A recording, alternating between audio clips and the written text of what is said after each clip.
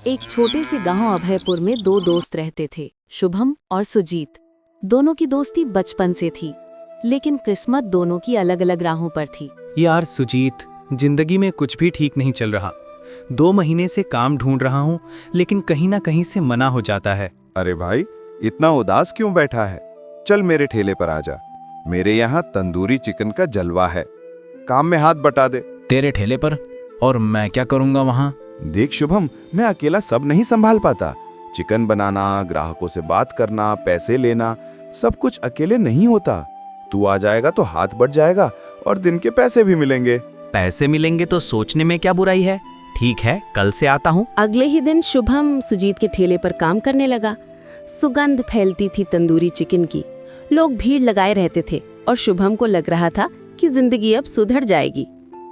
Chicken का धुआं उठ रहा था, ग्राहक खुश थे। शुभम पसीना पोंछते हुए बोलता है, सुजीत, आज तो बहुत भीड़ थी। लग रहा है आज कमाई बढ़िया हुई होगी। हाँ, लगभग 3000 की बिक्री हुई है। अच्छा दिन था। तो फिर मेरा हिस्सा दे दे। अरे भाई, तेरी मेहनत का 500 रुपए मिलेंगे। 500 रुपए? लेकिन इतनी बड़ी कमाई में सिर्फ इतना? सुन, खर्चा भी तो होता है। चिकन, मसाले, लकड़ी, तेल, प्लेटें सब जोड़ लें, फिर जो बचता है वो मुनाफा। उस हिसाब से 500 तेरे लिए सही है। ठीक है, तेरी दुकान है, तेरे नियम। शुभम कुछ बोला नहीं, लेकिन उसके मन में एक चिंगारी जल उठी थी। इतनी मेहनत के बाद सिर्फ 500 रुपए। रात को शुभम अपने कमरे में बैठा सोच रहा था। 3000 की कमाई में मुझे सिर्फ 500, बाकी सब सुजीत के पास। क्या मैं मूर्ख हूं जो उसके लिए काम कर रहा हूं? अगले दिन फिर वही हाल था। सुजीत ठेले पर हंसता हुआ काम कर रहा था, ग्राहक खुश और शुभम के चेहरे पर खामोशी। सुजीत, आज कितनी बिक्री हुई? आज तो और भी ज्यादा, 4000 से ऊपर।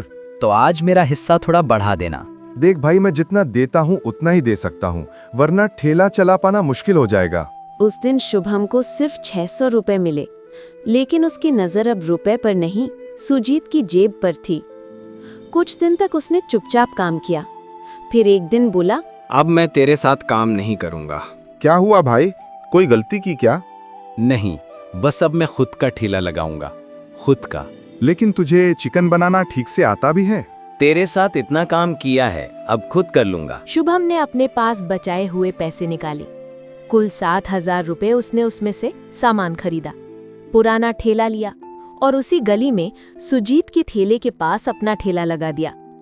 शुभम के ठेले पर तेल की खुशबू फैली, लेकिन ग्राहक उधर नहीं जा रहे थे। ये सब सुजीत के वफादार हैं, कोई मेरे यहाँ नहीं आएगा क्या?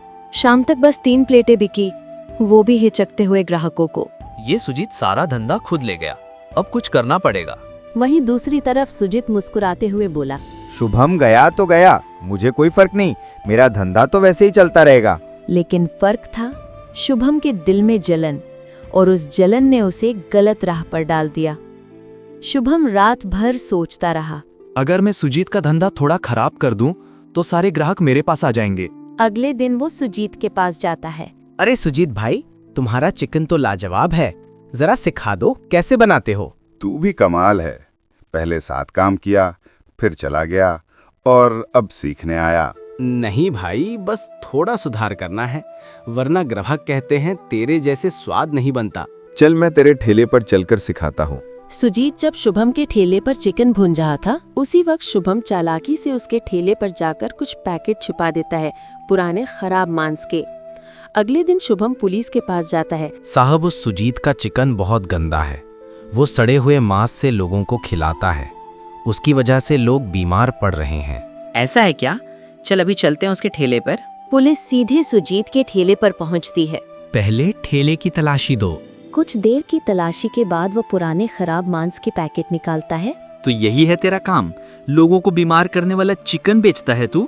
साहब, मैं नहीं जानता ये यहाँ कैसे आए। चल थाने चल। सुजीत को पकड़कर पुलिस ले जाती है और शुभम के चेहरे पर मुस्कान फैल जाती है। अब सारा धंधा मेरा है, लोग मेरे ठेले पर आएंगे। और हुआ भी ऐसा। अगले कुछ दिनों में शुभम के ठेले पर ग्राहकों की भीड़ लग गई। वो हंसता, पैसे गिनता और सोचता, देखा सुजीत, अब मैं बन गया लालची चिकन वाला। सुजीत की गिरफ्तारी की खबर अब पूरे गांव में फैल चुकी थी। लोग अब शुभम के ठेले पर आते हुए थोड़ा संदेह से बोलते, भाई, सुना है वो सुजीत तो लोगों को खराब मांस खिलाता था।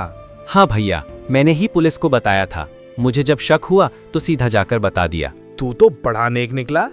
अब से तो हम सिर्फ तेरा ही चिकन खाएंगे। कुछ दिन बीते, अर्जुन का धंधा बढ़ा लेकिन स्वाद गिरने लगा। भाई पहले जैसा स्वाद नहीं आ रहा, मसाला कड़वा हो गया है। अरे भाई, रोज तो यही मसाले डालता हूँ, तुम लोगों की जुबान ही बिगड़ गई है। धीरे धीरे कुछ ग्राहक लौटने लगे और सुजीत के नाम की बातें भी वापस उठने लगी। कहते हैं सुजीत तो अच्छा आदमी था। सुजीत जेल की कोठरी में चुपचाप बैठा था। पुलिस वाला उसके पास आया और बोला, सुजीत, तू कहता था कि तेरे ठेले पर किसी ने चीज रखी थी, कौन था वो? शुभम वही जिसने मेरे साथ काम किया, फिर खुद ठेला खोला। सच बोल रहा है शायद। उसने वाकई 2 दिन पहले नया ठेला लगाया था। वो पुलिस वाला अगले दिन गुपचुप शुभम के ठेले पर भेष बदल कर गया। भाई, मसालेदार चिकन चाहिए या सादा? एक मसालेदार दे दे और जरा बात करूंगा तुझसे। शुभम ने चिकन बनाकर दिया। पुलिस वाला खाता रहा, फिर बोला, तूने बड़ा अच्छा काम किया था सुजीत को पकड़वाकर। लेकिन एक बात बता, तू पहले उसके साथ काम करता था ना? हाँ, कुछ दिन ही किया था। और उसके ठेले पे तुझे आने जाने की इजाजत थी? हाँ, क्यों? बस यूं ही पूछ लिया। अगले दिन सुबह पुलिस वाला शुभम के ठेले पर दोबारा आया, इस बार यूनिफॉर्म में। अरे साहब, आप यहाँ? हाँ शुभम, कल मैंने तेरा ठेला देखा था। आज तेरी सच्चाई देखनी है, चल थाने चल। क्यों साहब? क्योंकि अब सुजीत ने सच बोल दिया है और तेरे झूठ की पोल खुल गई है। थाने में सुजीत शांत बैठा था। जब शुभम को लाया गया तो उसने बस एक नजर उससे मिलाई। क्यों शुभम, अब तसल्ली हुई? मुझसे गलती हो गई सुजीत, मुझे माफ कर दो। मैं लालच में अंधा हो गया था। अब बोल, वो पैकेट तूने रखे थे वा? हाँ साहब, मैंने ही रखे थे। मैंने सब झूठ बोला था। थाने में सन्नाटा छा गया। शुभम की आवाज में सच्चा पछतावा था। साहब, मैं इसे माफ करता हूँ। क्या तू इसे माफ कर रहा है, जिसने तेरा धंधा बर्बाद किया? हाँ साहब, इसने जो किया उसकी सजा इसे मिल चुकी है। लालच आदमी को अंदर से जला देता है। मैं चाहता हूँ इसे छोड़ दिया जाए। सुजीत, तेरे जैसे लोग ही इस दुनिया में इंसानियत जिंदा रखते हैं। शुभम को पुलिस ने छोड़ दिया। अगले दिन वो सुजीत के ठेले पर गया। सुजीत, क्या मैं तेरे साथ फिर से काम कर सकता हूँ, इस बार ईमानदारी से? ठीक है शुभम, लेकिन याद रख, अब चिकन से ज्यादा ईमान का स्वाद बेचना है। दोनों ने मिलकर एक बार फिर से काम करना शुरू किया। शुभम, अब समझ आया, मेहनत की कमाई ही सबसे बड़ी होती है। सही कहा भाई, जो लालच में जीता है वो कभी सुकून नहीं पा सकता। कभी शुभम लालची चिकन वाला कहलाता था, आज लोग उसे ईमानदार शुभम कहते हैं। कहानी ने उससे और हमें एक ही बात सिखाई, लालच चाहे जितना भी स्वादिष्ट लगे, उसका अंत हमेशा कड़वा होता है।